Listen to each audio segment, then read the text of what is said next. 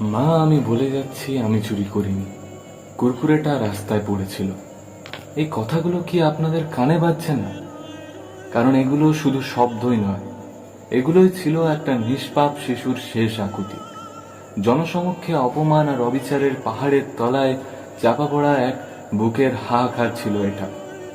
কল্পনা করুন সেই ভয়, সেই লজ্জা, সেই নীরবে সহ্য করা মুহূর্তগুলো।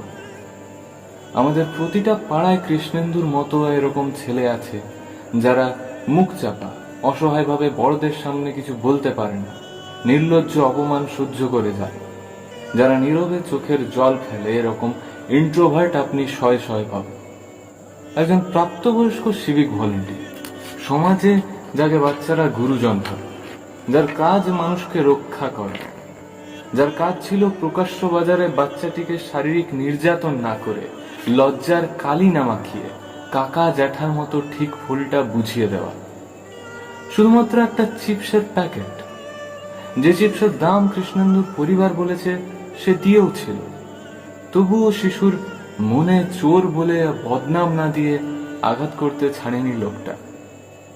আমরা জানি হয়তো তার মা বাড়িতে একটু শাসন করেই থাকবে, কিন্তু তিনি কি জানতেন সেটাই তার সন্তানকে করা শেষ শাসন হবে?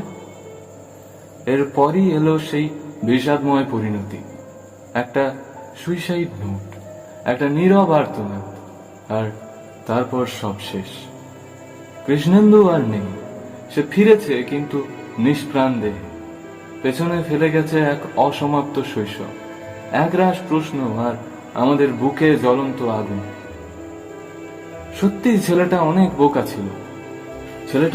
বোকা ছিল, তাই হয়তো বুঝতে পারেনি এই ঘুণধরা সমাজে সব রাঘব বোয়ালরা কিভাবে দিনে ডাকাতি করে, কিভাবে এসএসসি, প্রাইমারি টেটের মতো এক্সামে কোটি কোটি টাকার স্ক্যাম করে মানুষ, আবার অক্ষত শরীরে বেঁচেও যায়।